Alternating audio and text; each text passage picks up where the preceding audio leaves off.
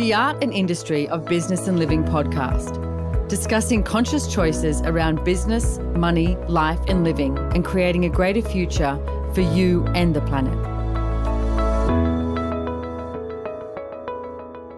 Hi everyone, welcome to The Art and Industry of Business and Living. You are with Simone Milasas, your host, and I am in Denver, Colorado, and it's like minus 10 Celsius degrees. It's friggin' freezing. It's snowing outside. But I am heading home today to Australia, which apparently has a heat wave. So my first world problems are, what do you wear? And Megan, my friend here, has been helping me out with that. So welcome, Megan. Thank you. Thank you for coming to Denver. It's been awesome. And she is a snow queen. She likes to ask for snow. So it's now snowed 2 of the 5 days that she's been here, and snow was not in the forecast. I do. It's very funny. I've been accused of that before. I remember going to Stockholm at one point and they were all like, oh, no, it's not going to snow because the snow season's over sort of thing. And I was like, no, I'm in Stockholm. It's going to snow. And we wake up in the morning and it's so pretty. It's beautiful. The snow all over everything. I do love it. I can create snow anywhere you want. So if you would like some snow requests, just ask me. So this podcast is basically on Relationship Done Different. It was our last one for the little mini series we did in February for Sweet Valentine's Day. And this podcast was meant to, we spoke about it, that it would be an interview with myself and Brendan, my lovely, enjoyable other. But guess what? Things change.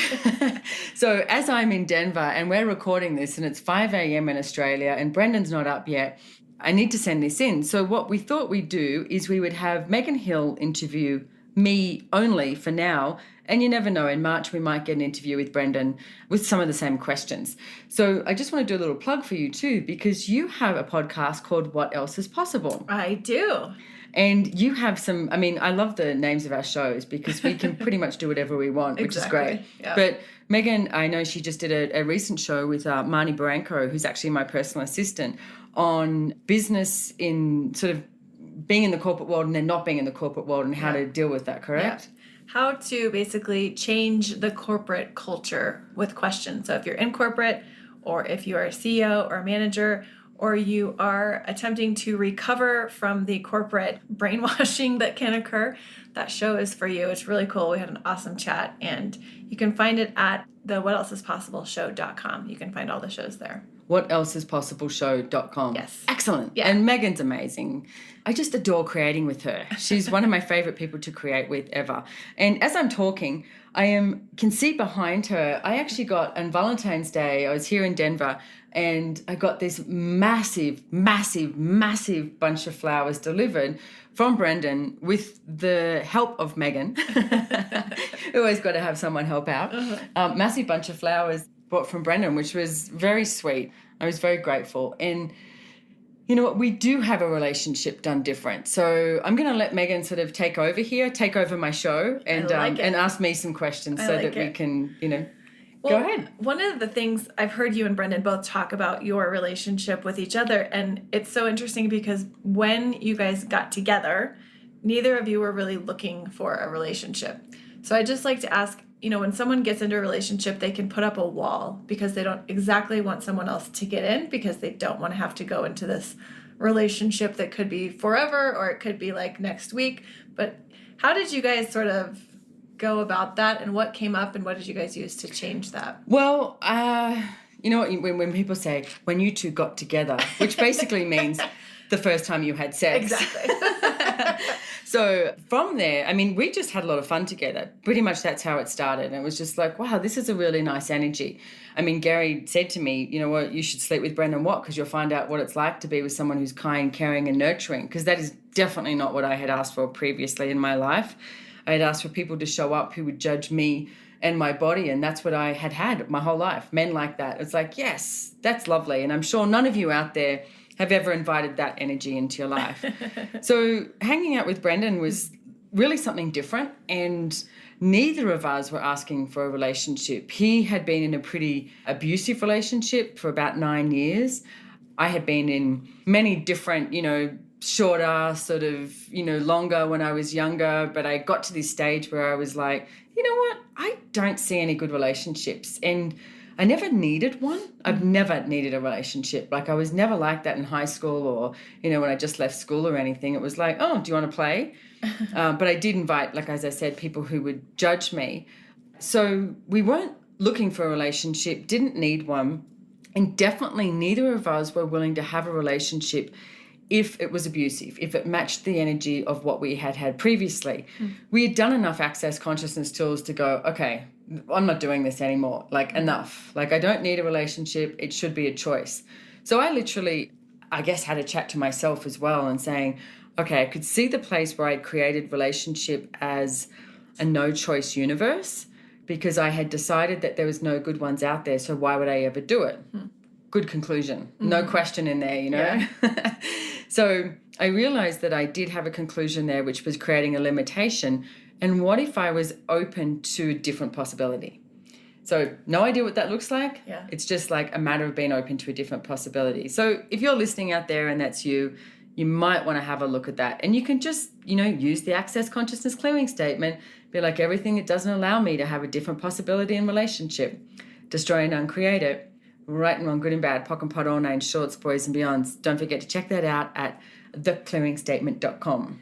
And that's also if you talk about it as though you didn't want a relationship or you weren't looking for one, but there's a lot of people out there who are looking for a relationship and the one that's going to be the relationship of all relationships. So also great to ask that question so that you don't have those conclusions in place when you find yourself playing with someone that's fun for you. Exactly. Yeah. And so many people have this he will be 6'2" and he will be earning X amount of money and have this level of education and he will have, a Labrador dog or something. And it's like, you can't do that. Yeah. It's like ask for an energy to show up.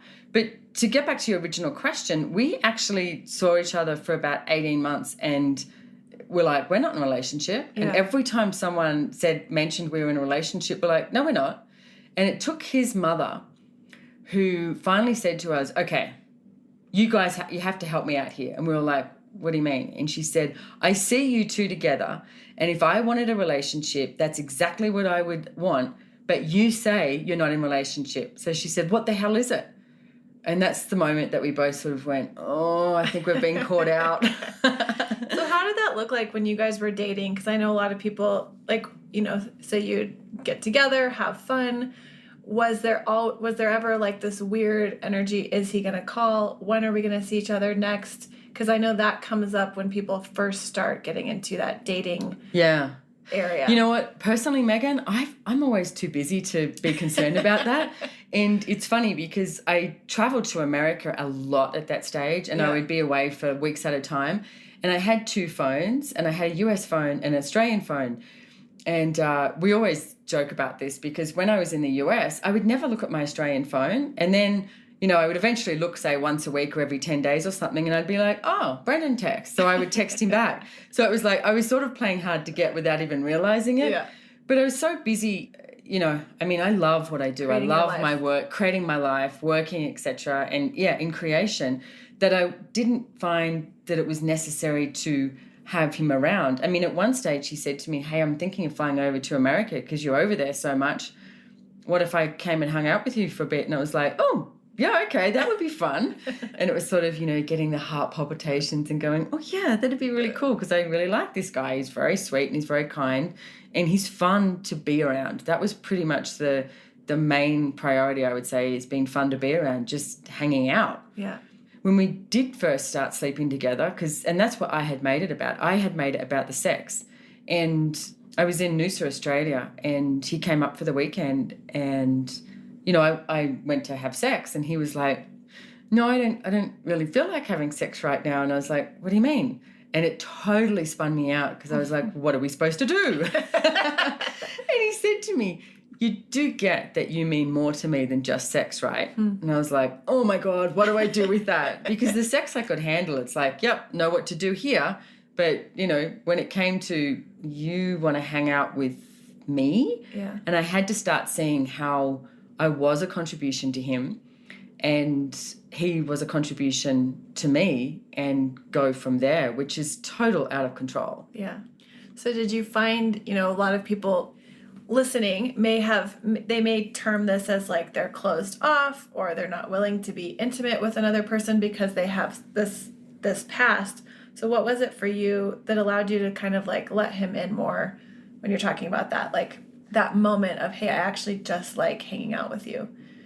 You know, I don't think we ever looked at somebody else's point of view. Cool. Yeah, we really didn't. We weren't looking at what other people thought. Yeah. I mean, he's 11 years younger than me. I could say he was. He still is 11 years younger than me.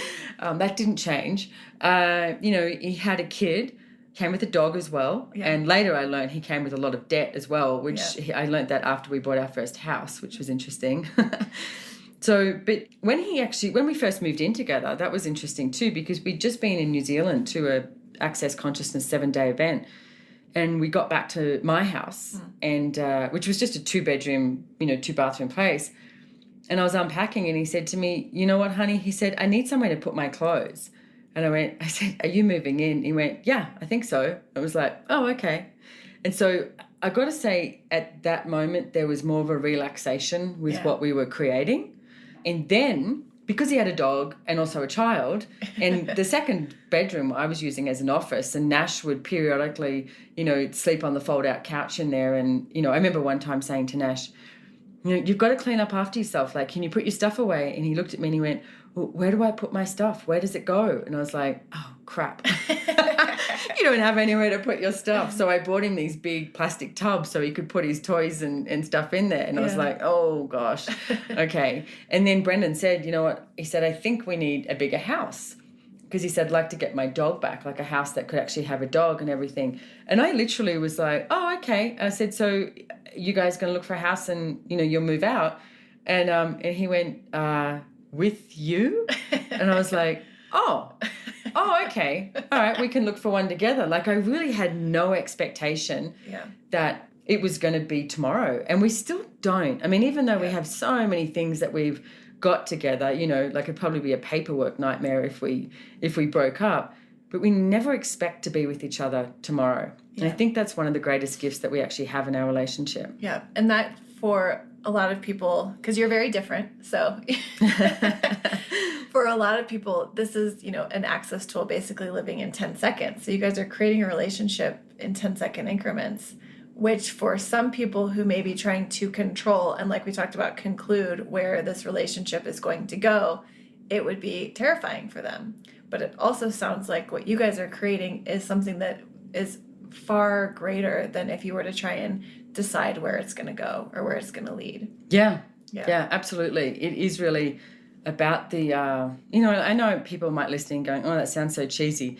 But honestly, it is about the play of it. I mean, right now we're doing this podcast because Brendan wasn't available, but there's nothing in my world that goes, "Oh my God, he let me down," or "We haven't been able to do this." It's like, no, you have to be an allowance of who you choose to be with. Well, it may sound cheesy, but it's also I would say, a key element in actually having a relationship that works. Because so many people, they get the relationship, they get the commitment from another person, and then it's like the fun is gone. Like that's people who get married, the sort of the buzz and the love and the romance is gone. But if you play the way that you guys have been playing together, that's, I would say, from looking at you guys, from what I've learned from you guys for my own personal relationship, it adds that enthusiasm or something back for being together. Yeah, I mean, and I don't know how we would be if we were living in the same house with the dog, the child, both working Monday to Friday, 9 to 5, and having that. I don't think that would work for either of us, but that's not how we're built. That's not how we've created our living. Yeah. So we do both get to travel a lot. And I mean, recently we just looked at our schedule and said, okay, so this is the deal. 1 week is sort of quite fun to be away from each other. I mean, you sleep in a bed or like a big star, like I take up the whole bed when I'm not, sleeping in the same bed as him. And I like sleeping alone. I like having that place to do that. And then it makes sleeping with him even more fun. Yeah. So 1 week is sort of fun to be away from each other. 2 weeks is fine, but 3 weeks is enough. Like we looked at our schedule and went, okay, we don't really desire to be apart any more than 3 weeks. Yeah. And mainly too, because with what we do with being facilitators of Access Consciousness and working with the company, the level of change that occurs in our world is huge. And we are both such a contribution to each other. And it's sort of like, why would you not have that nurturing energy available, as much as you possibly can? And it's funny because most people go, oh, you're away for 3 weeks, then you don't have sex. It's like, it's really never about copulation. Like copulation should be something that you do for the sheer fun of it. It's about the energy that someone can be in your life as a contribution. Well, and that's one of the things I know that Gary Douglas has talked about, and he uses you guys as an example, that one of the best reasons to create a relationship is if you guys are far greater together than you are apart. And there's even like a percentage or something? He says that if you're going to be in a relationship, you should be creating at least 20 times than what you would alone. Yeah. And that is seriously what has occurred. I mean, when we first started, being together, it's like I was definitely earning way more money than Brendan. Yeah. And gave him the space to actually create. I mean, he was a tiler, he was a tradesman and hated it. So it was like, God, why would, this person who's contributing so much to me, why would I watch him hate what he does to bring home some money? Yeah. So I fully supported him and his son for at least 18 months, like everything. He didn't earn a cent, you know. And then he started working with Access and finding out what he loved to do and be.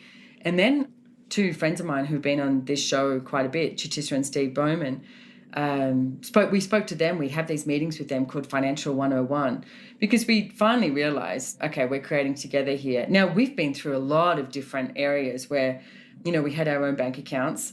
And then we realized that it was going to be more beneficial for us tax-wise if we had one bank account that was run through a trust or a company.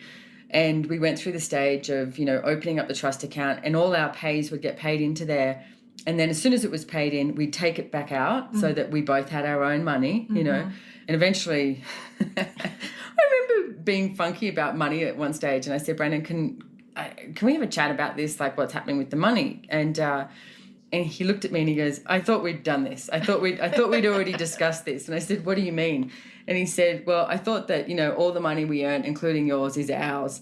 And the way he said it, I just cracked up laughing. And I was just like, okay. There was such an energy to it of not take, but this energy of just gifting, contribution, what can we create? Yeah. What can we create? It's not about the money.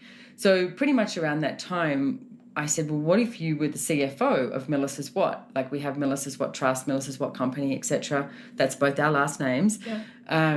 And you become the chief financial officer of our finances, because I can do it. It's not something I totally enjoy. I love creating money. I'm good at that part, So he took over that as well. And what we've created together is phenomenal. And I never would have been not never, and I doubt I would create as quick as what I've created with not having him in my life and a part of the finances of Milasas What. Yeah. It's like we've got even a company called Milasas What Empire. It was like, that was fun. Why not call it that, Well, you told a story this weekend in the Choice of Possibilities about how you even one time paid him to have sex and what that did as an honoring of him instead of just giving him money. So can you talk about that and the honoring of sure. him? So, it was Gary Douglas's idea, actually, the founder of Access, when Brendan had no money, right? Yeah. And it's not a nice energy. It's not a nice feeling when someone's like, oh, can I have $50 to go get us a bottle of wine, But you also don't want to be like, here's your pocket money, It's weird. It is weird. And it just doesn't feel good, right? You don't want to have to ask. Like, there was a time in my relationship where I wasn't making money. It was right after I had Tristan. I was taking care of a baby, but, I wasn't necessarily bringing the money home. And I felt weird asking, hey, can I have money to go get my nails done? Yeah. I'm definitely like, I'd like to create my own money. Yeah. So that this doesn't have to feel weird. You know? Exactly. Yeah. Well, and I mean, it wasn't as though Brendan was just sitting on the couch drinking beer doing nothing. Exactly. I mean, every night, he's an amazing cook. Yeah. And he would cook this amazing meal while I'm sitting at the kitchen bench with my computer, Working on away. meetings, working with a glass of wine. Yeah. So he's a massive contribution. But what do? Say, here's $50 for cooking dinner? Exactly. So Gary said to him, why don't you pay him for sex? Yeah. And I was like, what? Paying for sex? I don't pay for sex. And it's like, guess what? You do. If you're having sex out there, there's somehow, somewhere that you do. Yeah. But I thought, all right, what if I did do that? So one night, I wanted to have sex, and Brendan was like, meh. He's sort of like not as, he's busy, whatever. Yeah. And then I said, what if I pay you? And his whole body just sort of like went, oh, and like lit up. And I said, what if I pay you $500? And he was like, okay. And we had so much fun. It was awesome. Yeah. And what I loved about it was immediately afterwards, he spent $250 on getting a massage with a friend of ours. And then the other $250, he went and bought a nice bottle of wine and bought us some dinner. But it was his choice of what he could do with that $500. Yeah. So it was such an honoring of him. Yeah, that's cool. Let's see. So how do you honor you in your relationship with him? There's something we talk about in Access called the five elements of intimacy, which is honor, trust, allowance, gratitude, and vulnerability. And before I was with Brendan, when I realized about this no-choice universe, I went, I have to be willing to have the 5 elements of intimacy with myself before I can have that with anyone else. Interesting. Yeah, so I literally wrote down on Post-it notes and put it on my bathroom mirror. And at the end of each day, I would pock and pod everywhere that I, wasn't willing to be vulnerable with myself, trusting of myself, in allowance with myself, grateful for myself, and honoring of myself. And then, everything of that is times a godzillion, right and wrong, good and bad, pock and pot, all 9 shorts, boys and beyonds, and then just wake up the next day. I didn't think about it and didn't go to the wrongness or the judgment of where I wasn't. Yeah. But I knew I had to change that energy. And I would say Brendan very much has functioned from the same place. So every choice that we do make is an honoring of ourselves and an honoring of the other person. It's like, in Access, something we refer to as the kingdom of we. And it's like the choices you make put you in the computation, yet they include everything and everyone else. So there's never a choice that I would do that's against Brendan. Right. We talk about in Access, part of a conscious relationship is 3 things. Yeah. And it's like, 1, that they contribute monetarily in some way. And whether that's even like when Brendan was, cooking me meals every night, but not necessarily bringing in money, it's still a monetary contribution. Yeah. Number 2, that you let the other person do whatever the hell they want. And number 3 is that they're good in bed. Yeah. 3 things. But that second one, like let the other person do whatever the hell they want, is huge because so many people don't do that. It's sort of like this, well, we're in relationships, so you should do this. Yeah. And we never seem to do that with each other. So I'm going to say it's pretty easy to honor ourselves. At one stage, about a year ago, I just got this ping that I was like, I want to go live in Europe for a while. Yeah. We traveled to Europe so much and it was just really pinging me. And I know that I will always follow the energy of what is required. Right. And, Brendan was like, he looked at me and he goes, well, will you still pay the mortgage? And I said, of course I will. And I said, and you guys could come over when Ashley's on holidays and things like that. But it wasn't like a decision I made. It was an energy that I was playing with. And it's interesting now because we ended up investing in a castle in Italy. So maybe that's what I was aware of. Right. And now Nash is in boarding school and we are both spending a lot more time in Europe. And we have spoken with a friend of ours about possibly, investing in a house in Spain and doing that up and having an Airbnb and things like that. So you've got to be willing to follow the energy of what comes up for you. And that is the honoring of you. Well, and it's very different because a lot of people, if they were in a relationship, they would say, I'd like to go live in Spain, so you should come with me. But that's not honoring you or the other person in that choice. It's like, hey, I'd like to go do this. You can come if you'd like. Yeah. And it's not against you. I'm not leaving you. It's just a choice and something possible. Yeah. That's cool. Yeah, absolutely. I remember even in the early days of our relationship, Nash, his son, he was 5, and I met Nash when he was 5, so it must have been in the first year. And I just was like, what happened? I was busy creating my life and working with Access and having fun and, met Brendan. And then all of a sudden I had a 5-year-old living with me and I was like, this is just weird, and I said to him, I never thought I'd have kids. So I didn't know what to do here. And I remember sitting on my bed crying one day and he was sitting in the chair opposite me and he said, well, we could move out. He said, we don't have to break up. He said, our relationship would be different. But he said, I sort of come with a 5-year-old, Yeah. And I was like, yeah. And I went, I get that. And I don't know what I want to choose here. And Nash was really smart. Within the next couple of weeks, everything he did was just like he'd come and cuddle into me and he'd look at me with these, beautiful big eyes and tell me how much he loved me. And, he'd fall over and graze his knee and I was the person he'd run up to and be like, Simone, And what I looked at was, you know what? I don't not want this energy in my life. Like it was a contribution. It's not something that I planned. And yet it was a contribution. So I kept, looking at that. But that's also, when we were talking about the elements of intimacy, that vulnerability and just being willing to talk with him about what's up for you. A lot of people I know in relationships, they'll sort of bottle it away and then a year later, unload all this stuff of what's been going on. And the thing that I've noticed with you two is when something comes up, you guys address it together right then. It's not something that just continues to sort of stay in the background. No, which is different and something that I get that level of vulnerability and the trust and the honoring of you guys for your relationship needs to occur. Otherwise, it just gets funky really fast. Yeah, and I've got to say with that, it's like we will look at anything that comes up. And in that, especially if you're a woman listening to this, please allow your partner to have space. One of the things, you get funky. There's moments in life where you're like, rah, you want to be angry, you want to be frustrated, you want to be something like that. And it's like, if you're going to choose that in 10-second increments, enjoy it. Yeah. But what I will do with Brendan is not go, oh my God, what did I do? Is it me? Did I do something wrong? Which is so frustrating to a man when a woman does that. Yeah. I'll just be like, hey, is there anything I can get you? Is there anything I can contribute? And he'll be like, no, thanks, honey, I'm good. And he just requires space. And it's like men require space. I mean, so do women. Yeah. And I function more like a man, so I require space. Yeah. I mean, sometimes in our house, you'll be me, Nash, and Brendan, and none of us will talk to each other for hours. Yeah. But the energy of us being there is a contribution. But let the other person have space. And now we have a guest room at home. And quite often, when we're at home, it's like, he might go sleep downstairs or I'll go sleep downstairs. Just because we require space. It doesn't mean the other person's wrong. It doesn't mean you don't like the other person. You just require space as a being. Yeah. So what I would highly recommend is recognize when you require that and when your partner requires that, and don't make either of you wrong for that. It's like you will have a longer, happier, more fun relationship if you are willing to allow each other to have space and allow each other to have choice.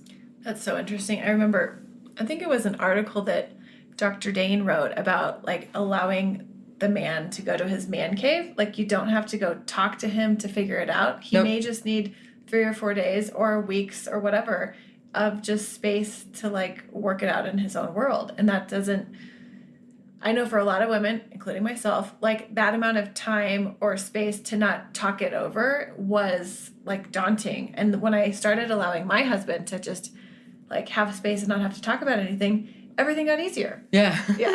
He's like, I don't want to talk about it. And it'll just change, like. Find a girlfriend to talk to if you need to talk about something or share. Men don't like sharing. Yeah. And it's like, that's not what they do. That's not how they process something. Yeah. I mean, I've got another friend of mine and his way of processing is going and playing video games. Like Brennan doesn't play video games, but he might go and, I don't know, like I just spoke to him last night and I could tell that he has had so much fun being at home on his own for the last 5 or 6 days. He's got more presence with himself, his body and his being and his choices that he's choosing. It was just really, I guess, vulnerable to see that. And I said, what have you been up to? And he was like, I've been going for long walks. He's been on this detox and having saunas. And he said, and watching the Winter Olympics, but it was awesome because he wasn't judging it. And it was just like, I could perceive the relaxation, which then makes it more joyful when I get home because he's like, yay, I'm ready to see you, Yeah. Someone might just want to go and sit in front of the TV for a while. Please don't go cranky at your partner for sitting in front of the TV. That might be the way that they just process, or reading a book or reading a newspaper or playing video games. They don't want to talk it out. So don't make them talk it out. It's like just one tool. Let them do whatever the hell they want that will create a greater relationship for you. And it comes, one of the other elements is trust. And this doesn't mean trust from like trusting them to not be something that they said they're not going to be. It's to trusting them to be them. Yes. So that can be with, all types of situations. But can you talk a little bit more about that, where you trust you to be you and you trust him to be him, and how that creates the space for you guys to be together Yeah, I mean, it's, I guess, like the example we gave too of like if I wanted to go, live in Europe, it's like trusting that I will always choose what works for me. Yeah. Doesn't exclude him, Yeah. includes him, and trusting that he will always choose what works for him. Like, I mean, gosh, you could never make Brendan do anything that he doesn't want to do. Yeah. But why would you want to? Yeah. So it is trusting that he will always, choose something that is going to work for him. I mean, I was actually having a chat to you the other night, and we were talking about having sex with other people, like when you're in a relationship. And I've never desired it. Like, I've never looked around and gone, oh, God damn, I'm in a relationship. I wish I could have sex with that person, I love having sex with Brendan, and that's the choice I choose each day. And I'm pretty sure he hasn't had sex with anyone either. Yeah. But I would trust that if he did it, it wasn't about cheating on me. It was about something that he was going to receive from that, like some sort of nurturing or honoring of him that he was going to receive from that. Not done against me, but done for an expansion of him. Yeah. So, and I know that that's a really touchy topic with so many people. And like I said, I've had no desire so far. And I would hate to think that if it came to the place where I, was desiring to, have sex with a whole bunch of people, and I was limiting myself based on, the decision that I'm in a relationship, that I would choose to change it. I mean, early on in our relationship, I remember Brennan talking to me about this guy who ended up in jail because his partner ended up, had sex with somebody else, and he got so cranky and went and beat up this guy, and so ended up in jail for beating up this guy. And Brennan said, I don't get it. And I said, what do you mean? And he said, why wouldn't that guy just go, oh, obviously she doesn't want to be with me. Like if you go have sex with someone else, then obviously you don't want to be with them. So why wouldn't you just go, okay, cool, got the information, move on. Yeah.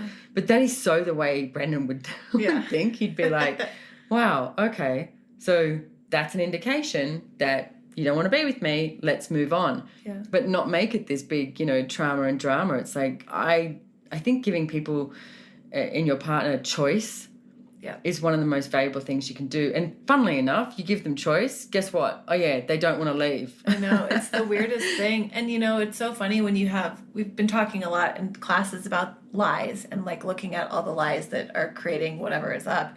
And I used to do a relationship extremely dramatically. And once and Gary Douglas was the one who said it, he's like, you've got to get to the point, and I think it was maybe in his book, Divorceless Relationship, that you've got to get to the point where your point of view is, if I'm not the best they've ever had, then they should go somewhere else. And it's like, and it took me a little bit to get there, but when I got there, it took the crazy out, it took the drama out, it took this like, oh my God, I'd be devastated if he left. And it sounds really crazy if you're listening and you're new to this, but when you get to that place, that's the elements of intimacy for you, that you're good, and you're good if they need to go somewhere else as well. Because I think it's crazy to think that all relationships will last forever and ever and ever. And if they do, that's awesome. But it's usually from this space. My relationship, since I became that energy and have that point of view, has dynamically gotten greater every single day. Yeah. And it's super weird. And it's out of control. Yeah. And it's so interesting, because I think that energy is at play, like, oh, are you going to go? Are you going to leave me? That just creates this weird thing where people... Well, relationship becomes a necessity then and not a choice. Yeah. And if you're in a relationship, you desire for it to be a choice, and a choice every single day that is an honouring of you and an honouring of them. Yeah. Megan, I'm going to ask a favour of you. Can you do the interview with Brendan? Yeah. And I just won't be on, okay? I'll let you overtake my podcast for a day and actually one of the things that I'm very grateful for is the relationship that you have with Brendan as well. And I'm grateful for me too, because I don't go get all other people have been funny about your relationship and gone, oh my God, did you see Megan on the dance floor with Brendan or something like that? Yeah. Simone's in bed or something. And it's they're having a good time. They're mates and they adore each other. And I'm really grateful for that. I think that one of the greatest gifts that you guys both have is that you don't cut yourself off from receiving from other people just because you're in a relationship. Yeah. So a lot of people, when they get into a relationship, then they can't have that level of intimacy with another person, male, female, whatever, because they're committed, they're in relationship to someone else. And it's so weird when that occurs, because you cut off the possibilities of all sorts of fun and stuff that could be available with other people, you know? You know, when we were I'll finish up on talking about this with the intimacy thing too, because early on in the stage in our relationship, we were watching this movie together and Cameron Diaz was in it. Yeah. And I was like, man, isn't Cameron Diaz hot? And I was like, check out her legs. Like, they're so... And Brendan just looked at me sideways like, and I looked at him, I was like, what? And he went, is this a trick question? And I was like, no. And I was like, I think she's hot. Don't you think she's hot? And he looked at me like, what's going to happen now? Am I going to get in trouble? Yeah. And I went, what's going on? He said, Simone, I would never have been able to have a conversation like this in my previous relationship. Wow. He said, if I even looked sideways at another woman, she would yell at me and say, oh my God, all you want to do is, you know, sleep with her and shag her and cheat on me and yell and scream at him. He said, the amount of times she accused me of cheating on her, I just wanted to go out and cheat on her. But he said, I wasn't. Right. And he said, I couldn't even watch a movie and even look, you know, like I was perving on some woman because then she would yell at me.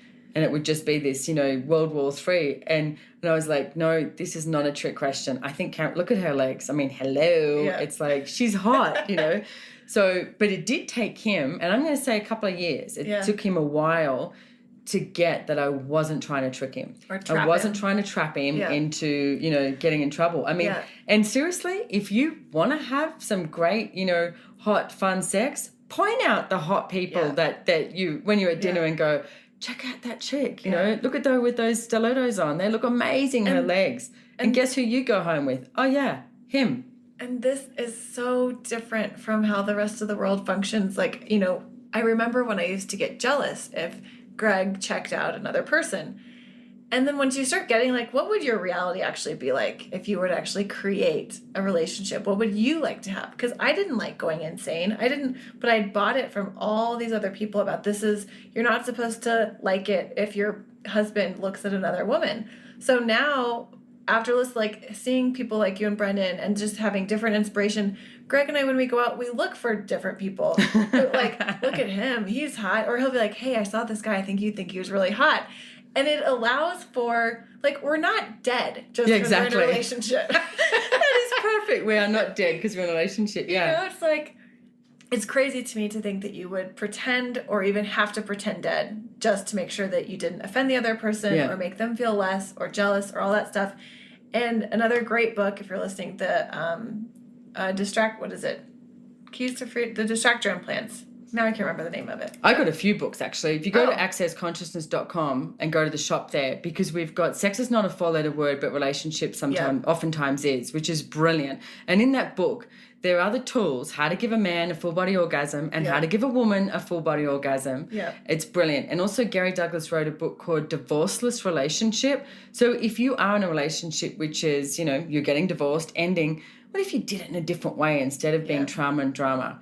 So divorceless relationship and sex is not a four-letter word, but relationship oftentimes is. Yeah. And I think you were going to talk about the 10 keys to freedom. Well, there's a distractor implant book because it's things that are distractor implants are love, sex, jealousy, anger, and rage. And all of these things, for me personally, I don't know if it's different, like for different people, relationship was this area that I had a lot of insanity in. I would give up me in a heartbeat for a relationship. And so it was a place that I got to change a lot when I first found Access Consciousness. And those distractor implants, like recognizing, okay, when jealousy comes up or when anger comes up or all that sort of stuff comes up, you have a chance to change it. And I had to change it. I didn't have to, my husband doesn't do Access. I didn't have him to like pock and pod with, you know, he wasn't using the tools. But as I changed my points of views, he has changed as well, which is really cool. And so now our relationship is pretty much drama-free. We never fight. We totally enjoy each other. And our relationship was headed down a very different path when I found Access. And when you were crazy. When I was crazy, to be honest. And, you know, a lot of people I've heard like, oh, people get divorced when they start taking Access. Yeah, well, there's a lot that some people, they choose relationships that are bad. And with my personal relationship, I have a great one, and I really had to demand it's got to be great or we're done. Yeah. And we both sort of committed to that as well in an interesting way. So anyway, lots of tools. And you have an awesome husband too, an incredibly hot, good-looking husband. Yeah. So you would have had to get over those distractor implants because I'm sure he walks down the street. He She's got and gets looked at all the time. plenty of options. Yes. Let's just say. But And I Brendan does too. It's Yeah. like, oh my God, the amount of women who are like, talk about him. And I'm like, okay. Yeah. But it's sort of fun. You sort of like, And I'm, him traveling around the world now doing these classes all over the world. I'm really grateful that people actually finally get to see the Brendan that I live with, the Brendan that I see every single day. Yeah. So the world gets to have that as well. Well, and that's this crazy thing that we shouldn't be lusted after. When you step into being all of you and having a presence like, I saw Brendan when he facilitated his first Choice of Possibilities in San Francisco.